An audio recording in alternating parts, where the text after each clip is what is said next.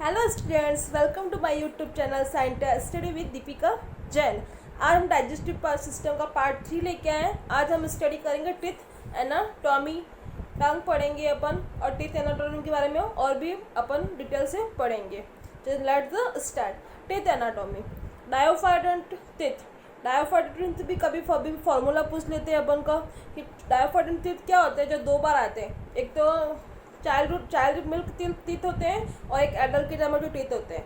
Child milk teeth टूटने के बाद अपन को परमानेंट टीथ आते हैं। तो डायोफाइडेंट का टीथ का फॉर्मूला होता है 2102 2102। डायोफाइडेंट टीथ जो मिल्क टीथ होते हैं उसमें प्री मॉलर एब्सेंट रहते हैं, उसमें प्री मॉलर एब्सेंट रहते हैं एंड मॉलर के 1 टीथ एब्सेंट रहते हैं। क्योंकि चाइल्डहुड में मॉलर के टीथ क्यों नहीं होते? क्योंकि 16 वर्ष के बाद में ही मॉलर टीथ आते हैं, जिसको विजडम टीथ कहते हैं, जिसको बोलते हैं अपन अक्ल दांत। तो कभी कभी ये फॉर्मूला पूछते हैं 2102 2102। अब जो अपन ने पढ़ा था इंसाइजर, कैनाइन, प्री मॉलर, मॉलर। तो इंसाइजर अपन ने पढ़ा था। तो इंसाइजर जो आगे के जो दो टीथ दिख रहे हैं आपको वो है अपर जॉ एंड लोअर जॉ। वो अपन को जैसे अपन स्माइल पास करते हैं तो आगे के जो टीथ दिखते हैं उसको इंसाइजर कहते हैं। इंसाइजर को स्माइली टीथ भी कहते हैं। इंसाइजर के जस्ट पास में कैनाइन टीथ होते हैं जो नुकीले होते हैं।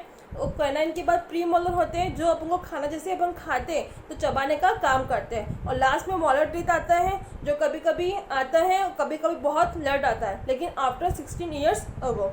Next content.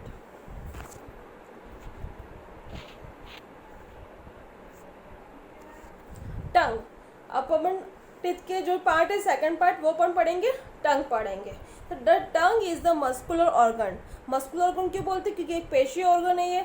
It is attach muscle to the hyoid bone. जो आगे का जो पार्ट होता है टंग का वो फ्रीली होता है। जो पीछे का जो अटैच होती है उसमें एक अटैच हायर बोन होती है। हायर बोन एक ही होते हैं।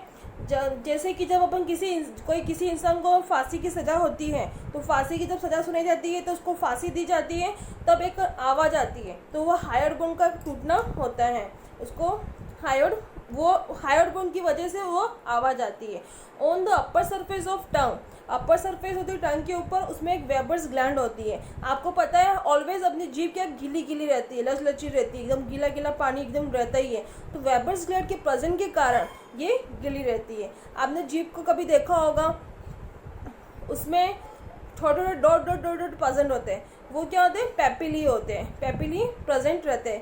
पेपिली जो बर्ड्स होते हैं उसके कारण ही अपन को टेस्ट का पता चलता है। अपन जैसे एप्पल खाया तो एप्पल का टेस्ट अपन को कैसे लगता है? मीठा लगता है, लगता है लगता है। अपन को मेडिसिन लेते हैं तो मेडिसिन लेने के बाद अपन को लगता है कड़वा हो गई मेडिसिन। तो वो सब किसके कारण होता है? पेपिली के कारण होते हैं।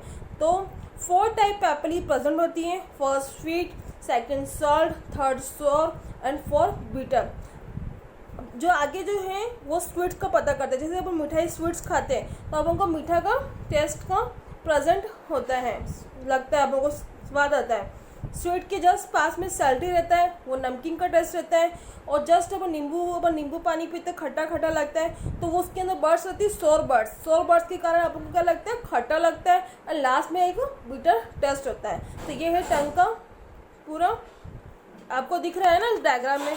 इसमें चारों बर्ड्स बना रखी है। उसमें फर्स्ट स्वीट, सैल्ट, सोर एंड बिटर।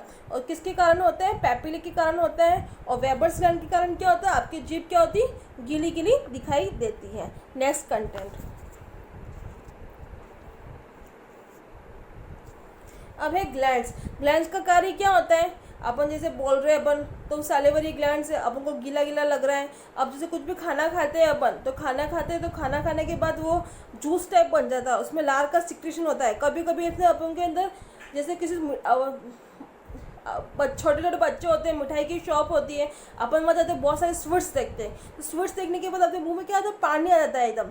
वाह, कैसे गुलाब जामुन, रसगुल्ला सब देखते ही ना मिठाई, तो उसमें देख के अपन को एकदम लस एकदम स्वाद एकदम लगता है कि एकदम पानी पानी आ रहा है। तो वो सिर्फ ग्लैंड्स के कारण आ रहा है। किसके कारण होता है? ग्लैंड्स के कारण होता है। तो ग्लैंड्स 3 टाइप की होती है। आपको पिक में नज़र आ रहा है, देखो 3 टाइप की ग्लैंड्स हैं। सब मैंडिबुलर ग्लैंड्स, सब लिंगुअल सैलिवरी ग्लैंड्स और पैरोटाइड सैलिवरी ग्लैंड्स। तो 3 ग्लैंड्स अपनी क्या होती है? प्रेजेंट रहती है। और जो ग्लैंड्स होती है वो एक्सोक्राइन डक्ट होती है। कौन सी होती है? एक्सोक्राइन डक्ट होती है। तो सर जो मैंडिबल सैलिवरी ग्लैंड होती है बिलो अपर एंड लोअर जो के अंदर होती है इधर सब मैंडिबल आपको दिख रहा है। देखो इस डायग्राम में इस जो नीचे की तरफ सब मैंडिबल होती है, ऊपर नीचे की तरफ सब लिंगुअल जो सैलिवरी ग्लैंड होती हैं। सब लिंगुअल ग्लैंड कहाँ होती है? बिलो टंग के नीचे की तरफ, टंग के नीचे की तरफ होती हैं सब लिंगुअल ग्लैंड। और जो पैरोटिड सैलिवरी ग्लैंड्स होती हैं वो कहाँ प्रेजेंट होती है? पैरोटिड सैलिवरी ग्लैंड बताइए आप। बिलो ईयर के पीछे होती है। होती नहीं होती है? होती है। और सबसे बड़ी जो ना लार जो ग्रंथि होती है, सबसे बड़ी जो सैलिवरी ग्लैंड होती है वो पैरोटिड होती है। सबसे छोटी जो लार ग्रंथि होती है वो सब लिंगुअल होती है। और सर्वाधिक जो लार का सिक्रेशन होता है वो क्यों करते हैं? लिंगुअल ग्लैंड से। जो अधिक से अधिक मुंह में पानी आता है तो वो सबसे ज़्यादा ग्लैंड कौन सी काम करती है? सब लिंगुअल ग्लैंड काम करती है। और जो टाइलिन जो एंजाइम होता है उसका सिक्रेशन कौन करता है? पैरोटिड ग्लैंड करता है। टाइलिन एंजाइम हमेशा किस में बदलता है? स्टार्च को माल्टोज में बदलता है। नेक्स्ट देखते हैं सैलिवरी ग्लैंड। सैलिवरी ग्लैंड की स्पेसिफिक डक्ट होती है। सैलिवरी ग्लैंड में डक्ट क्यों होती है? क्योंकि ये एक्सोक्राइन होती है। एक्सोक्राइन मतलब नलिका सहित होती है, नलिका विहीन। सब मैंडिबल सैलिवरी ग्लैंड है उसका कौन सी डक्ट होती है? वाटसन्स डक्ट होती है। सब लिंगुअल सैलिवरी ग्लैंड जो होता है रिविनियस डक्ट होती है। पैरोटिड सैलिवरी ग्लैंड जिसमें स्टेंशियल डक्ट होती है। कभी कभी ना डक्ट भी पूछ लेते हैं एग्जाम में। बाकी ग्लैंड्स कितना टाइप की होती है वो भी एग्जाम में पूछा जाता है। डायफॉर्डिन का फॉर्मूला पूछा जाता है आपका। इंसाइजर, कैनाइन, इन सब की टीथ की संख्या पूछी जाती है। ये सब एग्जाम रिव्यू से पूछा जाता है आपको।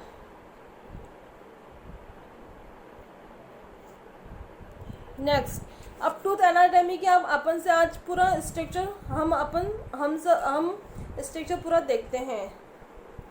तो टीथ एनाटॉमी में 3 टाइप पड़ा हुआ है, क्राउन, नेक एंड रूट। सबसे फर्स्ट जो संरचना सबसे फर्स्ट दांतों के ऊपर वो क्या है? इनेमल है।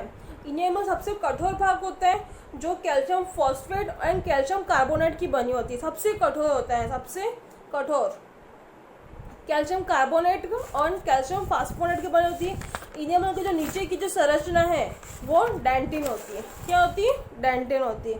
जो इनेमल जो होता है इनेमल वो शरीर का सबसे कठोरतम पदार्थ है। इसमें इनऑर्गेनिक जो पार्ट होता है वो 96% होता है। इसको बनाने वाली सेल कौन सी होती है? इनेमोब्लास्ट सेल होती हैं। इनेमल कैल्शियम फॉस्फेट और कैल्शियम कार्बोनेट ये एग्जाम में पूछा जाता है किसकी बनी होती है। इनेमल का जो नीचे का भाग होता है उससे डेंटिन कहते हैं।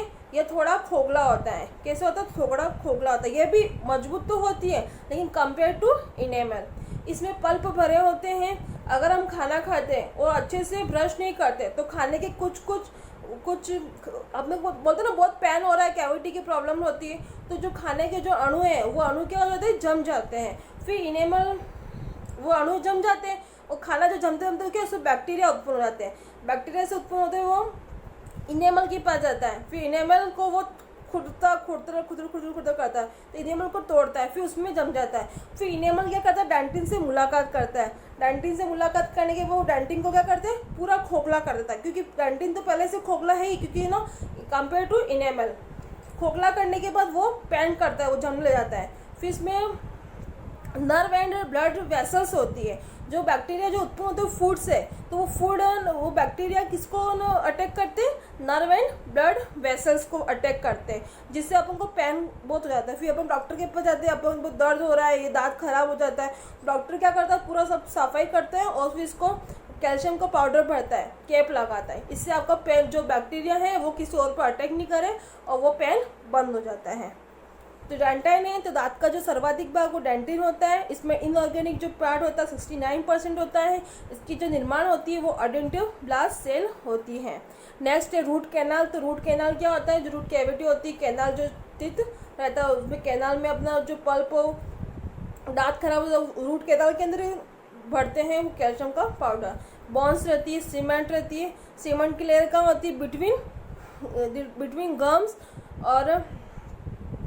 गम और डेंटिन के बीच वाला पार्ट होता है सीमेंट, जो सीमेंटोब्लास्ट बनाती है, इसमें 62% रहती है।